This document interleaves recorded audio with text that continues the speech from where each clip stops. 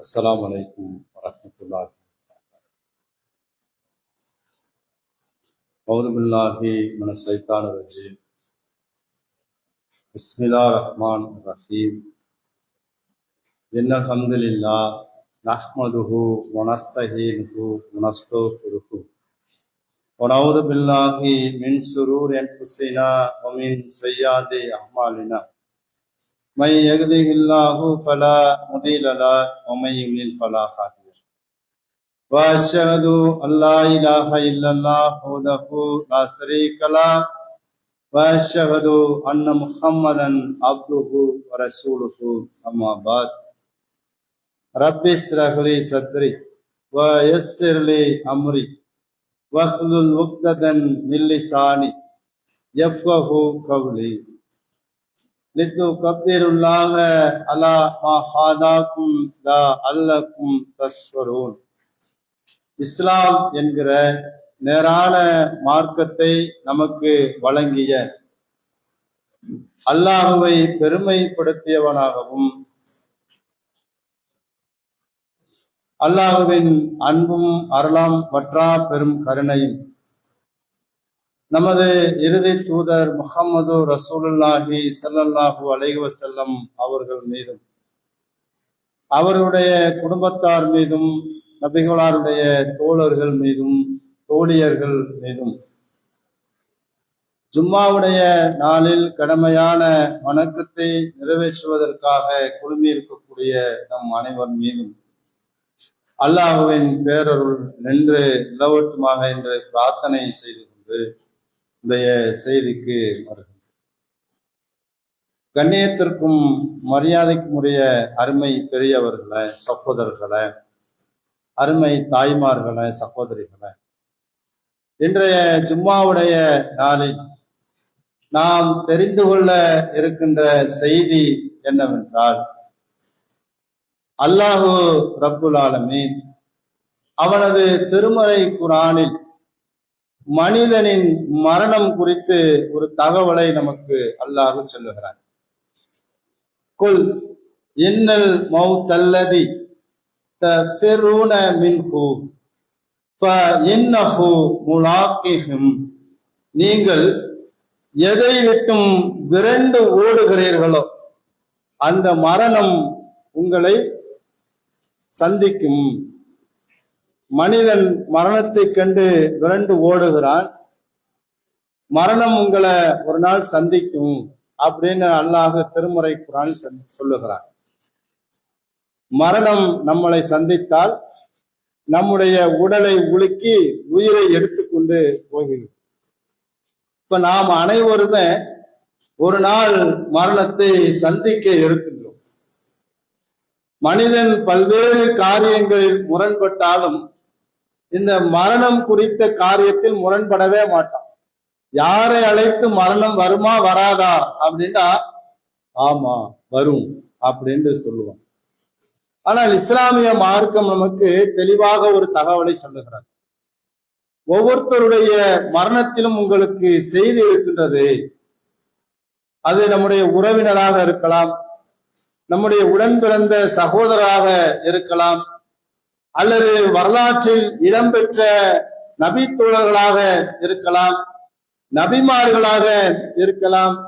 இப்படி ஒவ்வொரு மனிதனுடைய மரணத்தில் மரணித்தவருக்கு அதுல செய்தி இல்லை.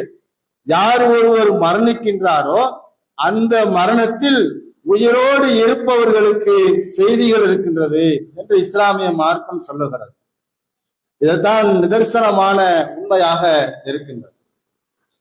சிலரது மரணம் நம்முடைய உள்ளத்துல பெரிய ஒரு தாக்கத்தை ஏற்படுத்தும். சிலரது மரணம் நம்முடைய வாழ்வியலுக்கு ஏராளமான படிப்பினையை பெற்றுத்தரும். அப்படி ஒரு தாக்கத்தையும் நம்முடைய வாழ்வியலுக்கு ஏற்ற படிப்பினையை பெற்றுத்தரக்கூடிய வரலாற்றில் இடம் பிடித்த ஒரு மனிதருடைய மரணம் குறித்துதான் நாம் இன்றைய ஜும்மாவுடைய பிரசங்கமாக நாம் அறிந்து கொள்ள இருக்கின்றோம். யார் அந்த மனிதர் என்று சொன்னால், அல்லாஹ்வின் தூதர் ஸல்லல்லாஹு அலைஹி வஸல்லம் அவரிடத்துல அம்ர் பின் ஆஸ் ரலியல்லாஹு அன்ஹு அவங்க வர்றாங்க. அல்லாஹ்வின் தூதரே, மக்கள்லயே உங்களுக்கு விருப்பமானவங்க யாரு அப்படின்னு கேட்ட உடனே ரசூலா சொன்னாங்க, கொஞ்சம் கூட தயக்கம் இல்லாம என்னுடைய மனைவி ஆயிஷா. இது பெரிய பாக்கியம். நம்ம இடத்துல யாராவது உங்களுக்கு பிடிச்சமான ஆளு யாருங்க அப்படின்னா மனைவியை சொல்றவங்க பெரும்பாலும் குறைவாதான் இருக்கும். ஆனா ரசூல் ஸல்லல்லாஹு அலைஹி வஸல்லம் எடுத்த மாத்திரத்துல உங்களுக்கு யாரை பிடிக்கும்னு கேட்ட உடனே ஆயிஷா தான் அப்படின்னாங்க. அது அடுத்தவர் கேட்கிறார், ஆண்கள்ல உங்களுக்கு யாரை பிடிக்கும் அப்படின்னு கேட்கிறார். அப்ப ரசூலா சொல்றாங்க, ஆயிஷாவின் தந்தை அபூபக்கர் சித்திக் ரலியல்லாஹு அன்ஹு அவங்க. அவருக்கு அடுத்து ஆண்கள்ல உங்களுக்கு யாரை பிடிக்கும்? உமர் இப்னு கத்தாப் ரலியல்லாஹு அன்ஹு அவங்கள எனக்கு பிடிக்கும் அப்படின்னு அல்லாஹ்வின் தூதர் ஸல்லல்லாஹு அலைஹி வஸல்லம் அவங்க சொன்ன செய்தியை பாருங்க. ரசூல் ஸல்லல்லாஹு அலைஹி வஸல்லம் அவர்கள் தங்களுடைய வாழ்நாளில் ஏராளமான நபி தோழர்களை தங்களுடைய உள்ளத்தில் சுமந்தார்கள். ஆனால் அந்த உள்ளத்தில் முதன்மையாக இடம் பிடித்த 2 நபி தோழர்கள் யாருன்னு சொன்னா, அபூபக்கர் சித்திக் ரலியல்லாஹு அன்ஹு அவர்கள், உமர் இப்னு கத்தாப் ரலியல்லாஹு அன்ஹு. உமர் இப்னு கத்தாப் ரலியல்லாஹு அன்ஹு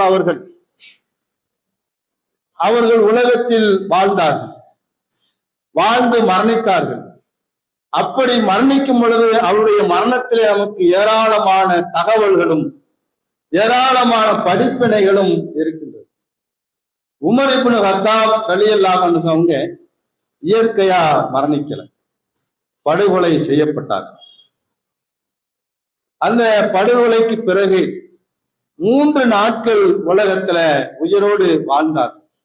அந்த படுகொலையின் பொழுதும் அந்த 3 நாட்கள் அவர்கள் உயிரோடு இருக்கின்ற காலத்தின் நேரத்துல அந்த 3 நாட்கள்ல என்னவெல்லாம் மக்களுக்கு சொன்னார்கள், அவர்கள் எதையெல்லாம் செய்தார்கள் என்கிற செய்தியில நமக்கு ஏராளமான படிப்பினைகள் இருக்கின்றது.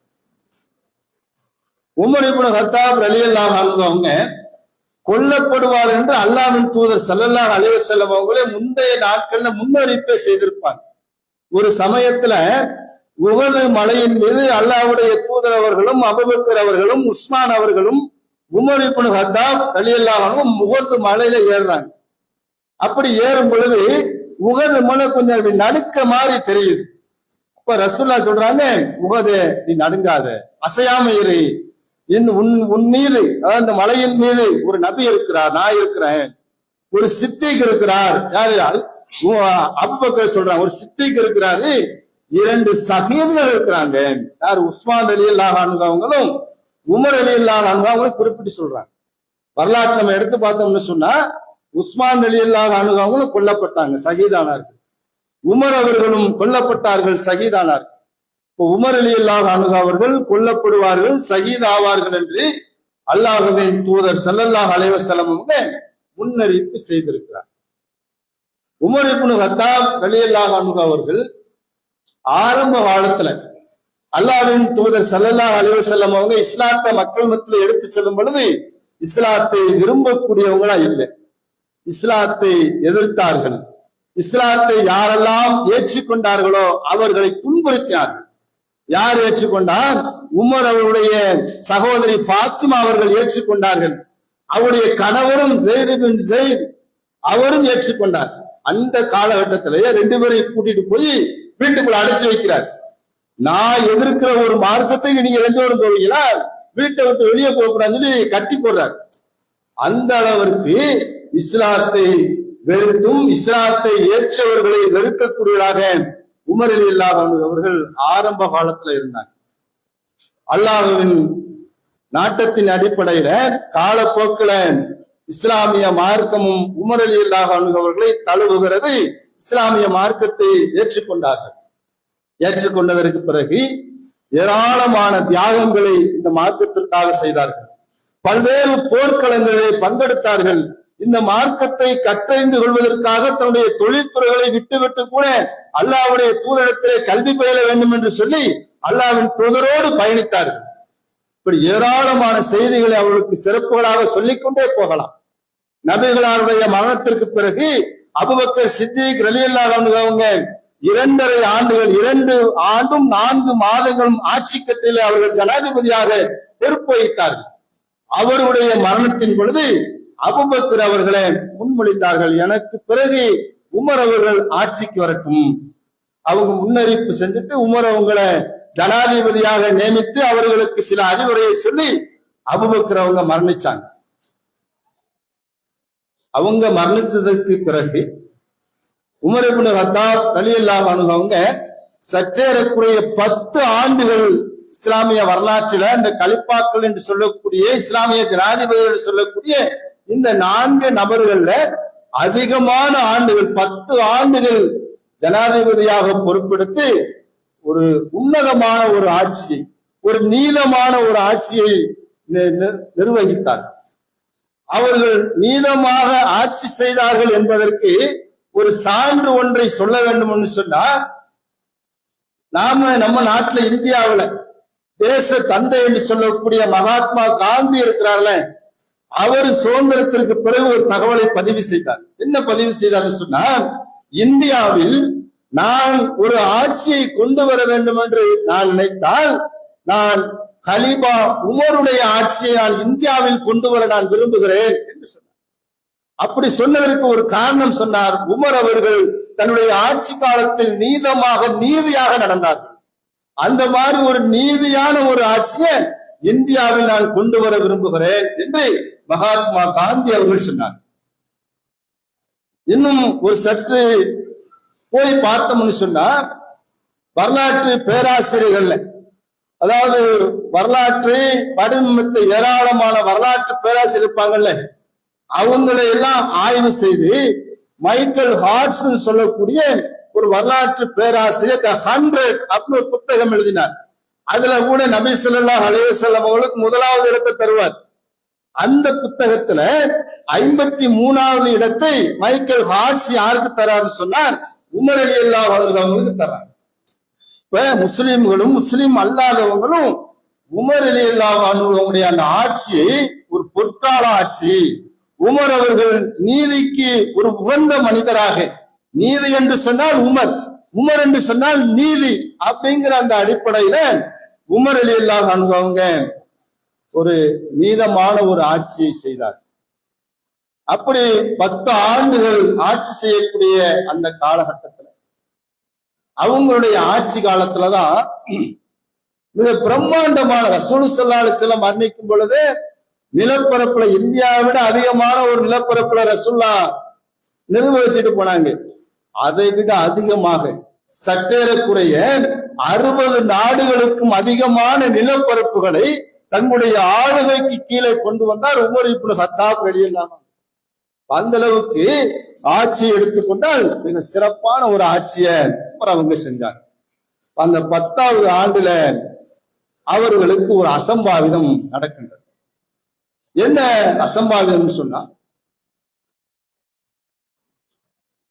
உமர் இப்னு கத்தாப் ரலியல்லாஹு அன்ஹுடைய மரணம் குறித்து புகாரில 3200வது செய்தியாக ஒரு முழுமையான செய்தியாகவே பதிவு செய்யப்படுகிறது. அவங்க ஆட்சி காலத்துல இருக்கும் பொழுது மதீனாவுல அம்ரு இப்னு மைமுன் சொல்லக்கூடிய ஒரு நபித்தோழர், அவர் தான் அந்த செய்தியை சொல்றார். நான் உமர் அவர்கள் மரணிக்கிறதுக்கு இந்த சம்பவம் நடக்கிறதுக்கு ஒரு 4 நாளைக்கு முன்னாடி நான் உமர் அவர்களை மதினாவின் வீதியில 2 நபர்களோடு பேசிக்கிட்டு இருந்ததை நான் பார்த்தேன்.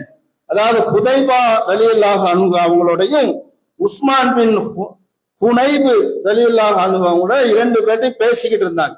இந்த 2 பேரையும் ஈராக்குக்கு ஆளுநரா கவர்னரா நியமிச்சிருந்தாங்க. அங்கிருந்து கலிபா உமர் அவங்களுக்கு ஒரு தகவல் வருது, இந்த 2 பேரும் வரி அதிகமா வாங்குறாங்க அப்படின்னு ஒரு தகவல். அந்த அடிப்படையில் இந்த 2 பேரையும் அழைச்சு பேசுறாங்க. நீங்க 2 பேரும் ஆளுநரா நீங்க அங்க இருந்தீங்களே, மக்களை கஷ்டப்படுத்துறமா நீங்க எதுவும் வரி விதிச்சீங்களா, ஒட்டகங்களுக்கு அதிகமா வரி விதிச்சீங்களான்னு சொல்லி விசாரிக்கிறாங்க. அப்ப அவங்க 2 பேரும் சொல்றாங்க, அமீருல் மூமின் அவங்கள நாங்க அந்த மாதிரி எதுவும் வசூலிக்கல, நாங்கள் நீதமாகத்தான் வசூல் செய்தோம் அப்படின்னு அவங்க சொல்றாங்க. அப்ப சொல்லும் பொழுது அதற்கு பிறகு உமர் அவங்க தன்னுடைய நாவால் இந்த வார்த்தையை சொல்றாங்க, எனக்கு ஒரு வாய்ப்பு கிடைச்சா வரும் காலங்கள்ல அந்த ஈராக்கு பகுதி நான் அல்லாஹ்வினுடைய உடலில் உயிரை வைத்திருந்தால், நான் உயிரோடு இருந்தால், மரணிக்கிறதுக்கு 4 நாளுக்கு மேல பேசுறாங்க, நான் உயிரோடு இருந்தால் அந்த ஈராக் வாசி அந்த ஈராக் மக்களுக்கு அந்த பெண்களுக்கு அவர்கள் யாழத்திலையும் கையேந்தாத ஒரு நிலையை நான் ஏற்படுத்துவேன், அந்த மாதிரி ஒரு சுபிச்சமான ஒரு நிலையை நான் ஏற்படுத்துவேன்னு உமர் அவங்க பேசுறாங்க. இந்த சம்பவத்திற்கு பிறகுதான், அதாவது ஹிஜ்ரி 24 துல்கஜனுடைய பிறை 26 அன்று ஃபஜ்ருடைய தொழுகை நேரம். உமர் அவங்க எப்பயுமே தொழுகை நேரத்துல அவங்க ஜனாதிபதி தான் தொழுகை நடத்துவாங்க. ரசூலுல்லாஹும் தொழுகை நடத்துனாங்க.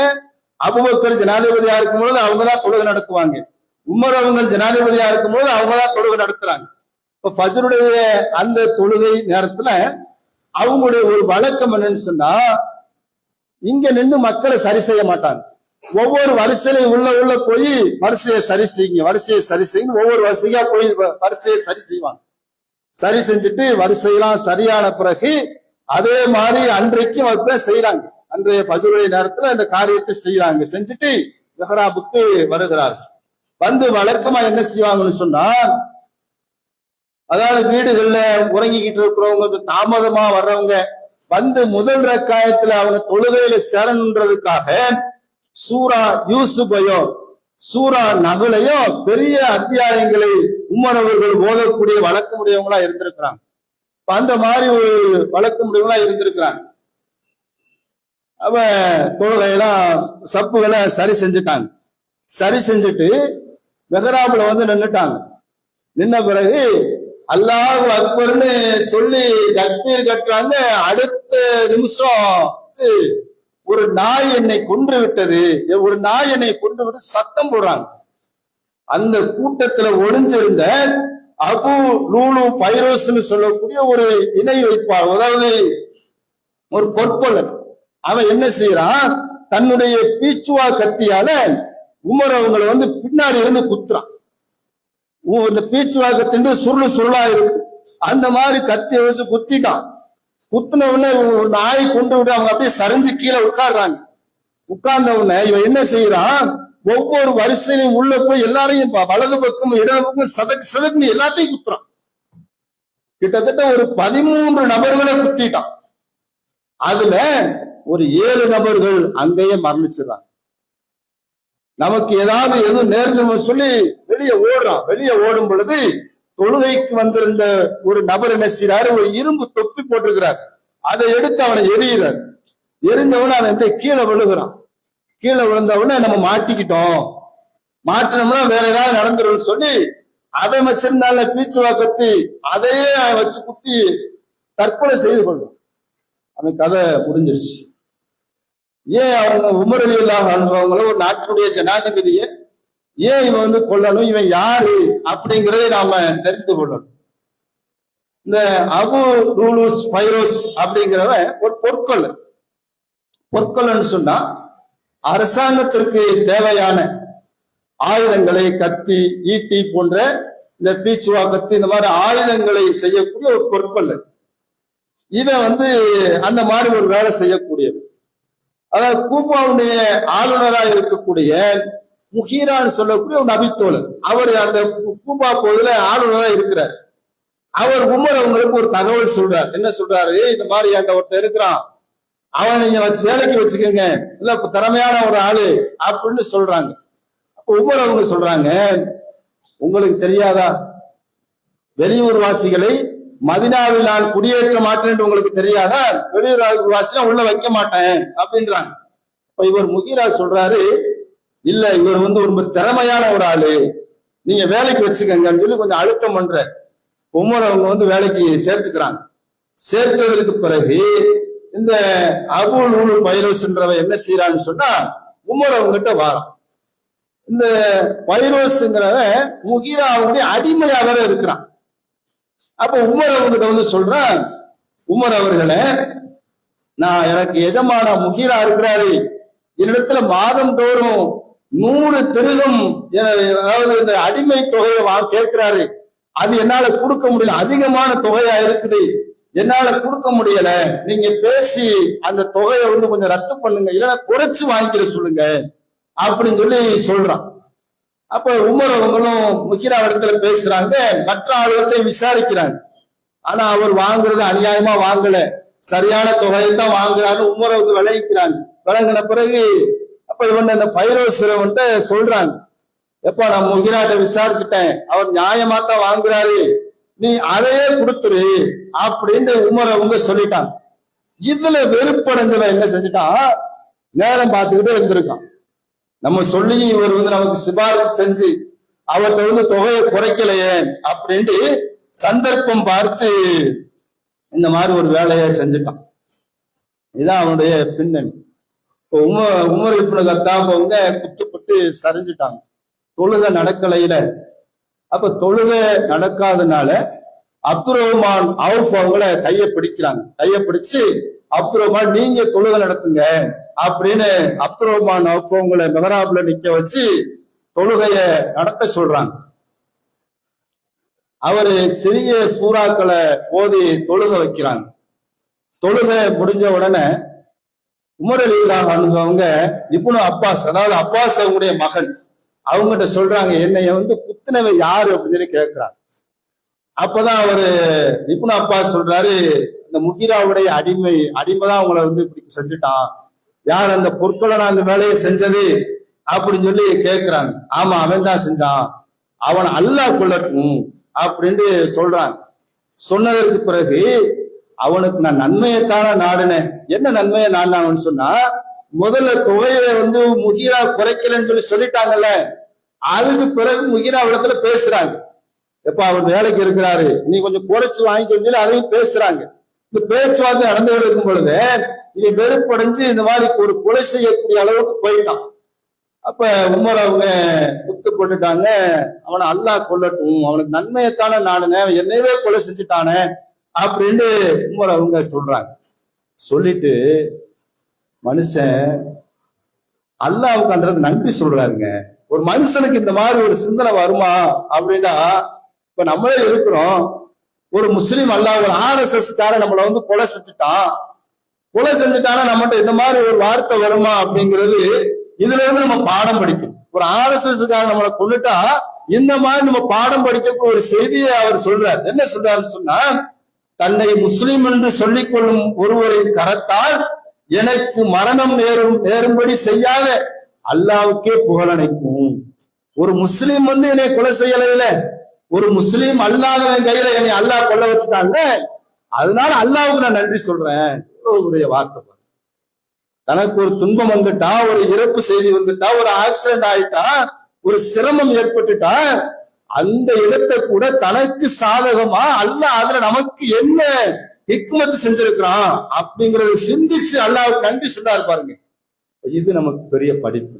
நமக்கு ஏராளமான துன்பங்கள், துயரங்கள், மரணங்கள், ஆக்சிடென்ட்கள், விபத்துகள் ஏற்படுகிறது.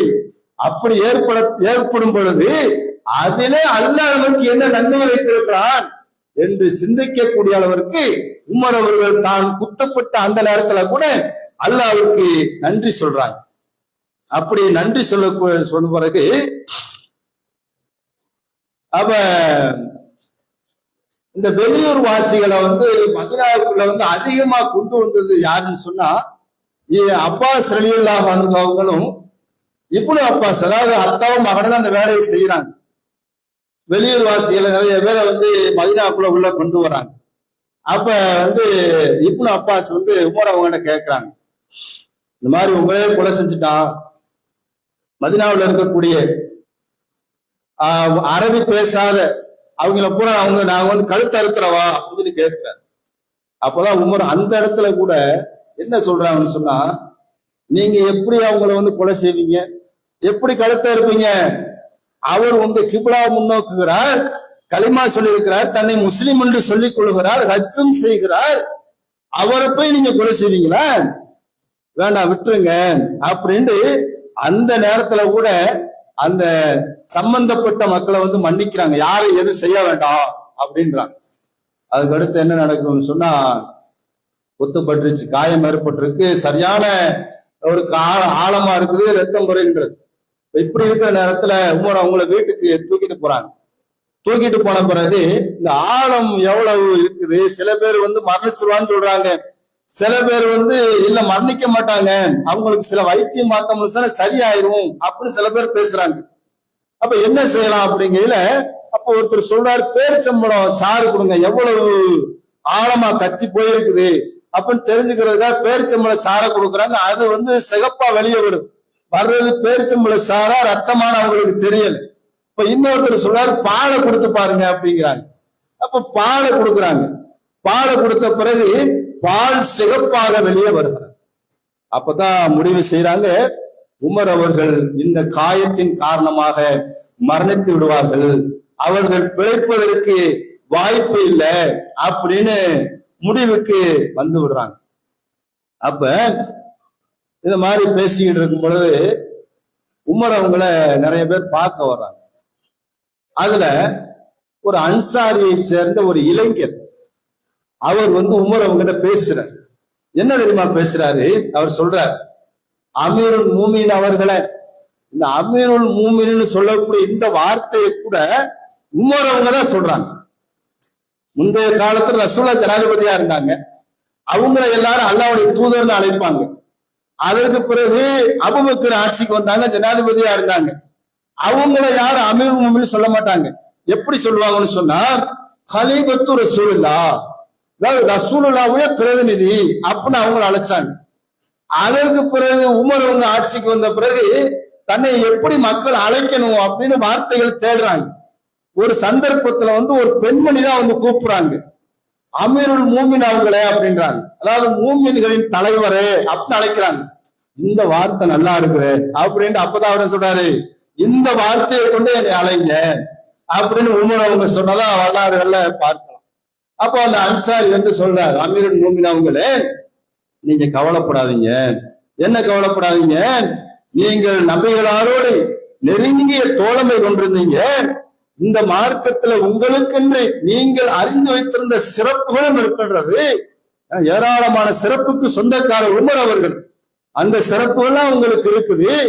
அதற்கு பிறகு நீங்க வந்து ஹிஜ்ரத் செஞ்சு வந்தீங்க, அதற்கு பிறகு எங்களுக்கு நீங்கள் ஜனாதிபதியாக நீங்க வந்தீங்க, இந்த ஜனாதிபதியாக வந்து எங்களுக்கு நீங்கள் நீதியாக நடந்து கொண்டீர்கள், இப்போது சகீதும் ஆகியிருக்கிறீங்க, நீங்க அல்லாஹ்விடத்துல உயர்ந்த தரஜாவை நீங்க பெற்றிருக்கிறீங்க, இதையெல்லாம் நினைத்து நீங்கள் கவலைப்படாதீங்க அப்படின்னு அவர் ஒரு ஆறுதலான வார்த்தையை சொல்றார். அப்ப கூட உமர் ரலியல்லாஹு அன்ஹு, நான் பெரிய நன்மைக்கு சொந்தக்காரன், அல்லாஹ் என்னைய பொருந்திக்கிடுவான்ற வார்த்தை அவங்க வாயிலிருந்து வரல. என்ன தெரியுமா சொல்றாங்க, நான் செய்த நல்லறங்கள் எல்லாம் எனக்கு நன்மையை பெற்று தராவிட்டாலும் பரவாயில்லை, எனக்கு அல்லாஹ்விடத்துல தீமையை பெற்று தராம இருக்கணும், அதுக்குத்தான் ஆசைப்படுறேன், என்னிடத்துல அல்லாஹ்விடத்துல நன்மையின் தீமையின் இடத்துல சமமாக இருக்க வேண்டும் ஆசைப்படுறேன். அப்ப அந்த இடத்துல கூட மக்கள் எல்லாம் அவரை பாராட்டும் பொழுதும் கூட தன்னடக்கத்தோடு பதில் சொல்லக்கூடிய காட்சியை வந்து பார்க்கலாம். அவர் எப்படிலாம் பேசுறார், பேசிட்டு இப்படி போறார்.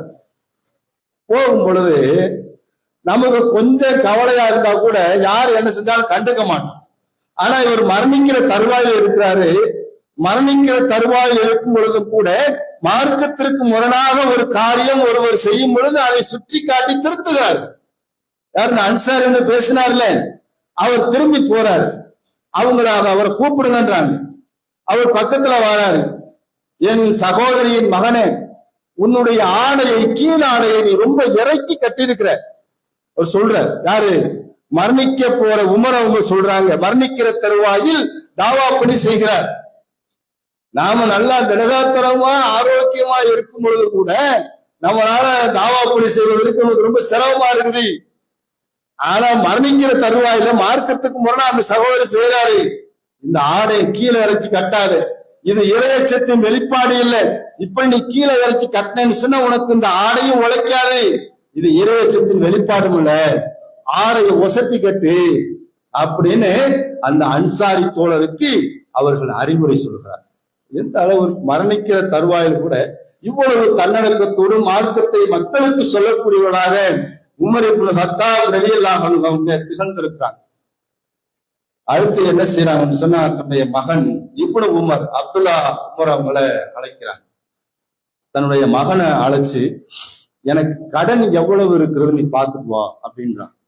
அவர் போய் கடன் எவ்வளவு, கடனுக்கு பைசெட் பண்ணும்ல, எவ்வளவுதான் சகிதா இருந்தாலும் சரி, எவ்வளவு நன்மையை மூச்சு இருந்தாலும் சரி, கடனுக்கு பொறுப்பாளி அல்ல ஆக மாட்டான், கடனை அல்ல மன்னிக்க மாட்டான். இப்ப கடனுக்கு நீங்க உலகத்திலே தீர்வு காணணும் அப்படிங்கறத மக்களுக்கு வெளிப்படுத்துறாங்க. எனக்கு கடன் எவ்வளவு இருக்குன்னு பார்த்துட்டோன்னு மகன் அனுப்புறாரு. அவரு பார்த்துட்டு வந்து சொல்றாரு, உங்களுக்கு கடன் 86,000 திர்ஹம் உங்களுக்கு கடன் இருக்குது அப்படின்னு சொல்றாரு. அப்ப பல வழிமுறைகளை சொல்லித்தராங்க. என்னுடைய கடனை தீர்க்கிறதுக்கு நம்முடைய உறவினர்கள்ட்ட கேளு, அதுவும் பத்தலையா நம்முடைய கோத்திரத்தை சேர்ந்த அது இப்னு அந்த கோத்திரத்துக்காரங்க கேளு, அவங்க கொடுத்தும் பத்தலையா நம்முடைய குலமாக இருக்கக்கூடிய குறைசி குலத்துல போய் கேளு, அவங்க கொடுத்தும் உனக்கு பத்தலைன்னு சொன்னா தந்தையுடைய மகனை, தந்தையுடைய கடனை அடைப்பதற்கு மகனுக்கு உரிமை கடமை இருக்குது, என்னுடைய கடனை நீ அடைச்சிரு, நீ பொறுப்பு எடுத்துக்க அப்படின்னு சொல்லி தன்னுடைய கடனுக்கு இவ்வளவு பைசல் பண்றாங்க. மகனுக்கு மகனை பொறுப்பு சாட்டுறாங்க.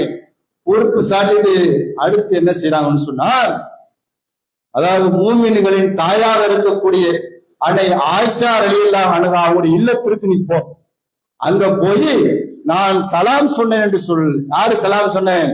அதாவது அமீருல் மூமின் ஜனாதிபதி சலாம் சொன்னேன் என்று நீ சொல்லாத, உமர் அவர்கள் உங்களுக்கு சலாம் சொன்னார் என்று சொல்லுங்க. சொல்லிட்டு அங்கே அவங்களுடைய இல்லத்துல வீட்டுல என்னுடைய தோழர்கள் 2 பேர் அடக்கம் செய்யப்பட்டிருக்கிறார்கள், அல்லாஹ்வின் தூதர் அவர்களும் அபூபக்கர் அவங்களும் அங்கு அடக்கம் செய்யப்பட்டிருக்கிறாங்க, என்னையும் அங்கு அடக்கம் செய்வதற்கு அவங்க அனுமதி தராங்களான்னு போய் கேட்டுட்டு வா அப்படின்னு தன்னுடைய மகனை அனுப்புறாங்க. அப்ப கூட ஜனாதிபதி கேட்கிறான்னு சொல்லிடாது, நான் இப்ப இறக்க போறேன், ஜனாதிபதி எல்லாம் கிடையாது, மௌத்தா போறேன், ஜனாதிபதி இல்ல, ஒரு சாதாரண ஒரு நாட்டின் பிரஜை உமர் கேட்கிறேன்னு சொல்லு அப்படின்னு அனுப்புறாங்க. அவர் அங்க போறார். யாரு? இப்னு உமர் போறாங்க. அங்க ஆயிஷா ரலியல்லாஹு அன்ஹா அவங்க அழுதுகிட்ட சம்பவம் தெரிஞ்சு அவங்க அழுதுகிட்டு இருக்கிறாங்க. இப்ப சலாம் சொல்லி உள்ள போறாரு. உள்ள போய் தன்னுடைய தந்தை சொன்னதெல்லாம் அவங்க சொல்ற, அதாவது என்னுடைய தகப்பனார் உங்களிடத்துல ஒரு அனுமதி கூறுகிறார்கள். என்னன்னு சொன்னா, அவருடைய தோழர்கள் 2 பேர்கள் இங்கே அடக்கம் செய்யப்பட்டிருக்கிறாங்க, தன்னையும் இங்கே அடக்கம் செய்வதற்கு உங்களிடத்துல அனுமதி கேட்கிறார்கள், நீங்க அனுமதி தரீங்களா அப்படின்னு சொல்லி கேட்கிற. அப்ப ஆயிஷா ரலியல்லாஹு அன்ஹா அவங்க சொல்றாங்க, அந்த இடத்தை நான் எனக்காக நான் இடம் ஒதுக்கியிருந்தேன். மூமினுடைய பண்புகள்லாம் வரலாறுகளை எடுத்து பார்த்தோம்னு சொன்னா அவன் மெய் சிலிர்க்கக்கூடிய விதத்துல ரசூலுல்லாஹ்வுக்கு பக்கத்துல, தன்னுடைய தந்தை பக்கத்துல, தன்னுடைய கணவன் பக்கத்துல என்னைய அடக்கம் செய்ய அவங்க முடிவு செஞ்சிருக்கிறாங்க. அதான் அவங்க சொல்றாங்க, என்னைய அடக்கம் செஞ்சு அந்த இடத்தை நான் ஒதுக்கி வச்சிருக்கிறேன், ஆனா இந்த நேரத்துல அந்த இடத்தை உமர் அவர்களுக்கு நான் கொடுத்து விடுகிறேன், அவங்களுக்கு முன்னுரிமை அளிக்கிறேன் அப்படின்னு அனுமதி கொடுத்துறாங்க. அனுமதி கொடுத்த பிறகு நேரா தந்தை இடத்துல வருகிறார். உமர் அவங்க ஒரு சாட்சி படுத்திருக்கிறாங்க, அந்த குத்துப்பட்டதோட காயத்தோட படுத்திருக்கிறாங்க. மகன்கிட்ட கேட்கிறாங்க, அப்துல்லாவை என்ன ஆச்சு, போனீங்களே, அன்னை அவர்கள் என்ன சொன்னாங்க? நீங்க நினைத்த மாதிரி அவங்க அனுமதி கொடுத்துட்டாங்க அப்படின்னு சொல்றாங்க. அப்ப உமர் அவங்க சொல்றாங்க, எனக்கு இந்த விஷயம்தான் எனக்கு உள்ளத்துல ஒரு பாரமாக இருந்துச்சு, அன்னை அவர்கள் அனுமதி தருவாங்களோ மாட்டாங்களோன்னு சொல்லி எனக்கு ஒரு பாரமாவே இருந்தது, இப்ப நான் நிம்மதி அடைகிறேன், என்னைய நீங்க அவங்க அடக்கம் செய்யலாம் அப்படின்னு சொல்லிட்டு கூட அப்ப கூட என்ன தெரியுமா சொல்றாரு, ஜனாதிபதியா உயிரோட இருக்கிறோம், இப்ப போய் கேட்டுட்டு வந்துட்டாரு, இப்ப சரின்னு சொல்லிட்டாங்க, பிறகு மனசு மாறிட்டா அப்ப என்ன சொல்றாங்கன்னு சொன்னா, நீங்கள் மறுபடியும் அனுமதி கேட்கணும். எப்படி அனுமதி கேட்கணும்? நான் இறந்த பிறகு என்னை குளிப்பாட்டி கஃனிட்டு என்னைய சுமந்து கொண்டு நீங்க நேரம் அவங்க வீட்டுக்குள்ள போயிடாதீங்க. அவங்க வீட்டுக்குள்ள போறதுக்கு முன்னாடி உமர் அவர்கள் உங்களிடத்துல அனுமதி கேட்கிறார்கள். நீங்கள் அனுமதிச்சா இங்க அடக்கம் செய்கிறோம், இல்லைன்னு சொன்னா பொது மையவாடியை நாங்கள் அடக்கம் செய்து கொள்கிறோம் என்று சொல்லி என்னை பொது மையவாடியில் அடக்கம் செய்து விடுங்கள் அப்படின்னு சொன்ன செய்தியை நாம் பார்க்கிறோம். இன்றைக்கு சாதாரண வார்டு கவுன்சிலர் போட்ட ஆட்டம் தாங்க முடியல. ஒரு நாட்டினுடைய பெரிய ஜனாதிபதி தன்னை அடக்கம் செய்வதற்கு உத்தரவு விட்டா எல்லாம் கட்டுப்பட்டு போயிடுவாங்க. ஆனால் கேட்கிறது யாரு? யார்கிட்ட போய் கேட்க போறோம்? மூமின்களின் தாய், அவங்களுக்கு ஒரு உரிமை இருக்குது. அப்ப அவங்களுக்கான உரிமையை அவங்களுக்கு சரியான முறையில கேட்டு பெறணும் அப்படிங்கிற ஒரு உந்துதலோட இந்த காரியங்களை உமர் ரலியல்லாஹு அன்ஹு அவங்க செய்யறாங்க. அப்ப அதற்கு பிறகு ஹப்சா ரலியல்லாஹு அன்ஹா வர்றாங்க.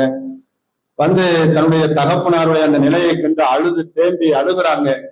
அழுது தன்னுடைய தகப்பனாருக்கு ஆறுதல் சொல்றாங்க. இந்த மாதிரி காரியங்கள்லாம் நடக்குது. அப்படி நடக்கும் பொழுது இப்ப இந்த கூட இருக்கிற மக்கள்லாம் சொல்றாங்க, அமீருல் மூமின் அவங்கள, ஜனாதிபதி அவர்களை, நீங்க மரணிக்க இருக்கிறீங்க, ஒரு பிரம்மாண்டமான நாட்டினுடைய ஜனாதிபதி இறந்துட்டாங்கன்னு சொன்னா அடுத்த அந்த இடத்துக்கு யாரையாவது ஒரு ஆள் கண்டிப்பா இருக்கணும்.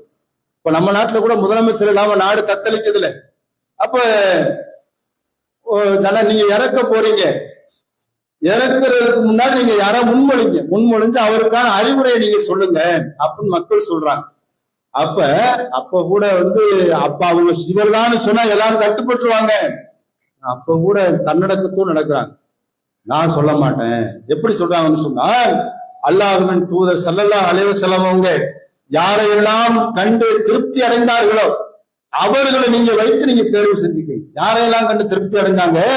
அந்த ஹஸரத்துல் பஸ்ரான்னு சொல்லக்கூடிய அந்த 10 நபித்தோழர்கள், சொர்க்கத்திற்கு நன்மாராயம் சொல்லப்பட்ட 10 நபர்கள் இருக்கிறாங்கல்ல, அதில் இப்ப யாரெல்லாம் இருக்கிறாங்களோ அவங்களை நீங்க என்ன செய்யுங்க, தேர்வு செஞ்சுக்கங்க அப்படின்னு உமர் அவங்க சொல்றாங்க. அதுல யாரெல்லாம் இருக்கா? அதுல உமர் அவங்க இருக்கிறாங்க. அப்ப அதுல அலி இருக்கிறாரு. அது சொல்லும் பொழுது கூட இந்த 6 பேர்ல ஒருத்தர் அலி, இன்னொருத்தர் உஸ்மான், இன்னொருத்தர் ஜுபைர் ரலியல்லாஹு அன்ஹு அவங்க, இன்னொருத்தர் தல்ஹா, இன்னொருத்தர் சாத் இப்னு அபி வக்காஸ் ரலியல்லாஹு அன்ஹு அவங்க, இன்னொருத்தர் அப்துல் ரஹ்மான் அவுஃப். இந்த 6 பேர் இப்ப இருக்க சீன்ல இருக்கிறாங்க. அதுக்கடுத்து 7வது ஒருத்தர் இருக்கிறார். யாருன்னு சொன்னா, அவருடைய மைத்திர அந்த முதல்ல நான் சொன்ன கட்டி போட்டாருன்னு சொல்லி ஜைத் பின் சாதி, அவர் அந்த 10 பேர்ல ஒருத்தரா இருக்கிறார். அவர் உயிரோட தான் இருக்கிறாரு.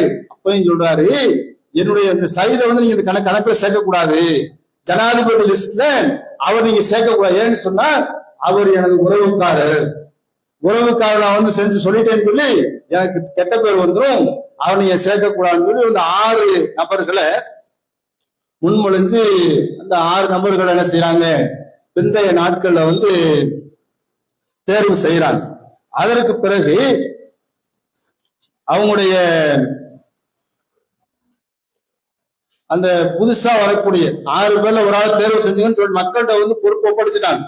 ஒப்படைச்ச பிறகு புதிதாக வரக்கூடிய ஜனாதிபதிக்கு பல்வேறு அறிவுரைகளை சொல்றாங்க. என்ன சொல்றாங்கன்னு சொன்னா, இஸ்லாத்தில் முதன்மையானவர்களா இருக்கக்கூடிய முஹாஜிர்களுக்கு நீங்கள் நன்மாராயம் செய்யுங்க, அவர்களை நீங்க மன்னிங்க.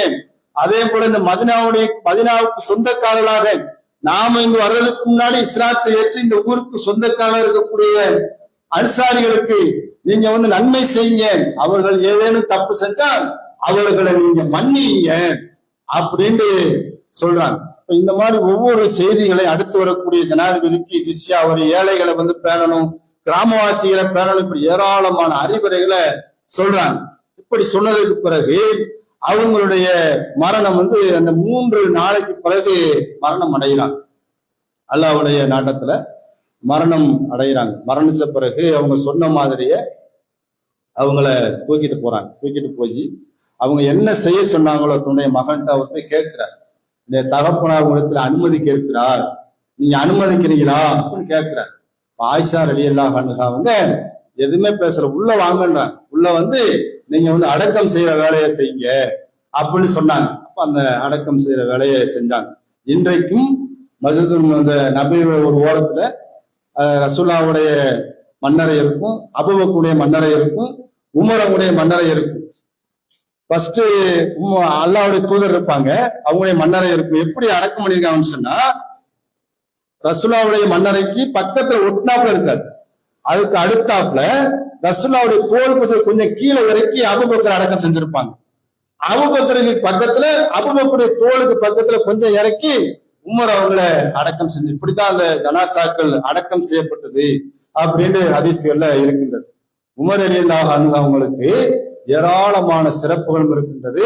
அவர்கள் சொர்க்கத்துக்குரியவர். அல்லாஹ்வின் தூதர் ஸல்லல்லாஹு அலைஹி வஸல்லம் அவங்க பல்வேறு சந்தர்ப்பங்கள்ல உமர் சொர்க்கத்துக்குரியவர், பத்ர் களத்துல பங்கெடுத்தார்கள், ஏராளமான போர்க்களத்துல பங்கெடுத்தாங்க. அதாவது பையத்துல் ரில்வான் சொல்லக்கூடிய அந்த மரத்தடியில போய் பயிற்சி செய்வாங்க.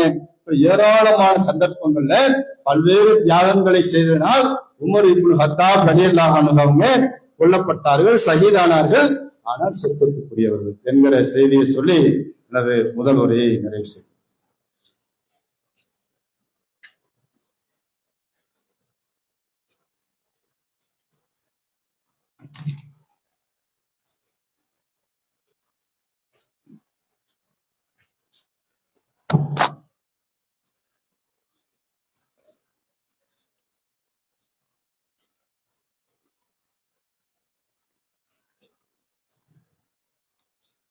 அளவற்ற அருளாளனும் நிகரில்லா பேரன்புடையனுமாகிய அல்லாஹ்வுக்கே எல்லா புகழும் உண்டாகும். கண்ணியத்திற்குரிய அல்லாஹ்வின் நல்லடியார்களே, அருமை சகோதரர்களே, உமர் இப்னு ஹத்தாப் ரலியல்லாஹு அன்ஹு அவங்களுடைய மரணமும் அந்த மரணத்தின் போது ஏற்படக்கூடிய நிகழ்வுகளை நாம முடிந்த அளவு அறிந்து கொண்டோம். ஆனா அவங்க மரணத்தின் பொழுது ஒரு 6 பேரை சொல்லிட்டு மரணிப்பாங்க. இந்த 6 பேரை நீங்க ஜனாதிபதி அவர்களை தேர்வு செஞ்சுக்கோங்க அப்படின்னு. அதுல வந்து அப்துர் ரஹ்மான் அவுஃப் தான் என்ன செய்வாங்கன்னு சொன்னா, இந்த தேர்தல் அதிகாரியா அவங்களே வந்து மாறி சில ஆலோசனைகளை செய்து, அது ஒரு நீண்ட செய்தியா போகும், நேரம் அதிகமா இருக்குது. அப்ப அவங்க சில ஆலோசனைகளை சொல்லி அந்த 6 பேரை என்ன செய்வாங்கன்னு சொன்னா, முதல்ல ஒரு 3 பேரை வந்து அவங்களே தானா விளைவிக்கிற மாதிரி சில யோசனைகள் சொல்லுவாங்க. 3 பேரு விளைவிக்கிடுவாங்க.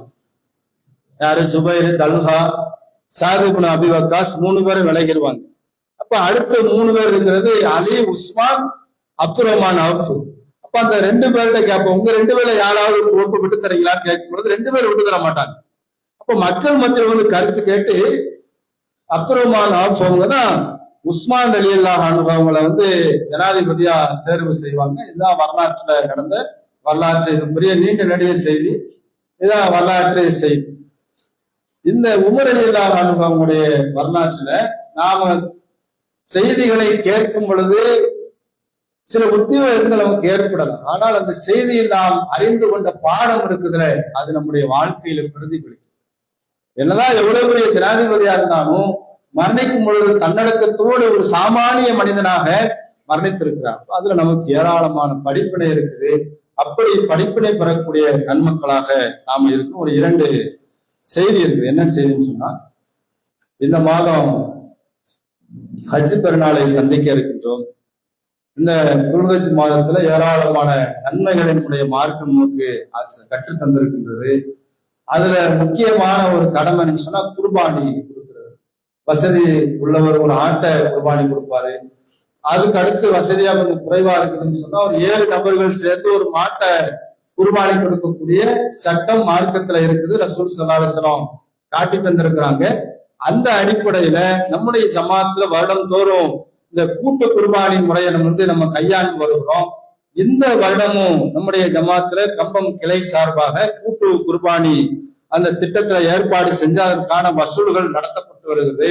வந்திருக்கக்கூடிய சகோதரர்கள் சகோதரிகள் இந்த கூட்டு குர்பானில பங்கெடுக்கிறவங்க ஜமாத்துல நிர்வாகிகளை நீங்க வந்து சந்திச்சு அதுல வந்து பங்கெடுத்துக்கங்க. ஒரு பங்குடைய தொகை 4500 ரூபாய் என நிர்ணயம் செஞ்சிருக்கிறாங்க. அதை கொஞ்சம் பணம் இப்ப இல்ல, ஆனா முடிவு எடுத்துட்டீங்கன்னு சொன்னா இப்ப நீங்க வாக்குறுதியை கொடுத்துருங்க, என் பேர் எழுதிச்சீங்க, குடும்பத்து பேர் எழுதிச்சீங்க அப்படின்னா அவங்க என்ன செஞ்சுவாங்க, தோது பார்த்து குணத்துல பொருளாதாரத்தை வசூல் செஞ்சுக்கிடுவாங்க. இது முதலாவது செய்தி. இன்னொரு செய்தி என்னன்னு சொன்னா, இந்த ஆண்டிற்கான 12ஆம் வகுப்பு பொது தேர்வு அதனுடைய முடிவுகள் இன்றைக்கு காலையில 9:30 மணிக்கு வெளியாகி மாணவ மாணவியெல்லாம் சந்தோஷத்துல இருக்கிறாங்க. இதுல மாணவர்களும் மாணவிகளும் பெறக்கூடிய ஒரு சின்ன தகவல் இருக்குது. என்னன்னு சொன்னா, இந்த வருடம் 12ஆம் வகுப்புல 95.20% அதிகமான மாணவர் இருக்காங்க, தேர்ச்சி பெற்றிருக்காங்க. இதுல மாணவர்கள் 93%, மாணவிகள் 97%, ஒரு 4% வருடம் வழக்கம் போலவே மாணவிகள் தான் அதிகமா பெர்சன்டேஜ் அதிகமா தேர்ச்சி பெற்றிருக்கிறாங்க. இது தகவல். நாம அதுல படிப்பினை நினைவில் வைத்துக் கொள்ளக்கூடிய செய்தி என்னன்னு சொன்னா, மாணவர்கள் பரீட்சை ரொம்ப கஷ்டப்பட்டு சிரமப்பட்டு கண் விழிச்சு அதற்காக இல்ல எஃபர்ட்லாம் போட்டு கடுமையா உழைச்சு பரீட்சை எழுதிருப்பீங்க. நம்ம ஒரு நிறைய மார்க் எடுக்கணும், நம்ம ஊர்ல பெரிய முதன்மை மாணவனா வரணும்னு சொல்லி மார்க்லாம் நீங்க எழுதிருப்பீங்க. இதனுடைய முயற்சி. ஆனால் அந்த முயற்சிக்கு யார் அதுல தீர்வு அளிப்பான்னு சொன்னா அல்லாதான் தீர்வு அளிக்கும். இப்ப நாம பரீட்சை எழுதிட்டோம், ஒரு மார்க் வந்துருச்சு. இப்ப வந்த மார்க்கை என்ன செய்யணும், நாம பொருத்தி கொள்ளணும். அதுல ஏதாவது முறைகள் இருந்தா அதற்கான வழி இருக்கு, அதை நாடி போயிடலாம். யதார்த்தமா என்ன மார்க் வந்திருக்கோ அதை பொருந்திக்கணும். நம்ம படிச்சோம், முயற்சி எடுத்தோம், நம்ம நினைச்ச மார்க் வரலையே, கிடைச்ச மார்க் வச்சு என்ன செய்யுது, இதை எடுத்து அடுத்து எப்படி போறது, இப்படின்னு தான் ஒரு மாணவன் யோசிக்கணும். ஏன்னு சொன்னா, +2ல நல்ல மார்க் எடுத்தா தான் வாழ்க்கையில முன்னேற முடியுங்க எந்த உத்தரவாதமும் இல்லை. படிக்காதவன் முன்னேறத்தான் செய்யறாரு, படிச்சவன் முன்னேறத்தான் செய்யறாரு. வாழ்க்கையில சிறப்பாகிறது மேல போறது அல்லாவுடைய கையில இருக்கு, நம்முடைய கையில இருக்கு. நாம் முயற்சி செய்வோம். இன்னும் 12ஆம் வகுப்புக்கு பிறகு காலேஜ் இருக்குது, அதுக்கு பிறகு வேலை வாய்ப்பு இருக்குது, ஏராளமான படிக்கட்டுகள் இருக்கின்றது. அதை தாண்டி வாழ்க்கையில் முன்னேறுவதற்குண்டான வழிகளை நாம் மேற்கொள்ளணும். அல்லெல்லாம் நினைச்ச மார்க் வரலையே, வீட்டுல திட்டுவாங்களே, பேசுவாங்களே, அடிப்பாங்களே, கேவலமா பேசுவாங்களேன்னு சொல்லி தவறான முடிவுக்கு போயிருக்கிறாங்க. +2 மார்க் மட்டும் நம்முடைய வாழ்க்கையை தீர்மானிக்காது, நம்முடைய வாழ்க்கையை தீர்மானிக்கிறது அல்லாஹ் இருக்கிறான். நம்ம நினைச்ச மார்க் கிடைக்கலையா, மார்க் குறைச்சு வாங்கிட்டோமா, யாருன்னா இதை வச்சு நான் எப்படி மேல வர்றது அப்படின்னு அல்லாஹ் இடத்துல தவக்கல் வை. அதே போல பெற்றோர்களும் நம்ம நினைச்ச மாதிரி பிள்ளை படிக்கல, அவன் நம்ம நினைச்ச மாதிரி அவன் மார்க் எடுக்கல, அவன் குறைச்சு வாங்கிட்டான்னு சொன்னா ரொம்ப கடுமை காட்டிடாது. இதை வச்சு அவனை எப்படி மேல கொண்டு வர்றது, அவனுக்கு எப்படி இன்னும் உத்வேகப்படுத்துறது. இந்த 12ஆம் வகுப்புல மார்க் எடுக்கிறதுக்கு பெற்றோர்கள் எவ்வளவு நீங்க கஷ்டப்பட்டிருப்பீங்க, சிரமப்பட்டிருப்பீங்க. அவனுக்கு டீ காப்பி போட்டு கொடுத்து முழிக்க வச்சு அவர் சிரமப்பட்டிருப்பீங்க, இதெல்லாம் உண்மைதான். ஆனா மார்க் கம்மியா எடுத்துட்டான், கவலைப்பட. அவனை எனக்கு கடுமையா அவன் திட்டி பேசி வாழ்க்கையே போச்சுடா அப்படின்னு அவ்வளவு முடிஞ்சு போச்சு, நான் முடிவு எடுத்துட்டான். அப்ப அந்த மாதிரி பிள்ளைகளை மட்டப்படுத்திடாம அவர்களை உத்வேகப்படுத்தி இதை கொண்டு நம்ம எப்படி மேல போறது அப்படின்றத பிள்ளைகளுக்கு மேலும் உத்வேகப்படுத்தக்கூடிய ஆர்வம் ஊட்டக்கூடிய பெற்றோர்களாக இருக்க வேண்டும். மாணவர்களும் எடுத்த மார்க்கை வைத்து அதை நாம் இதை வைத்து எப்படி மேல போறது அப்படிங்கிற ஒரு எண்ணத்தை வளர்த்துக் கொள்ள வேண்டும் என்று தகவலாக சொல்லி எனது செய்தியை நிறைவு செய்கிறேன். வாகர் தவானன் என்றார்.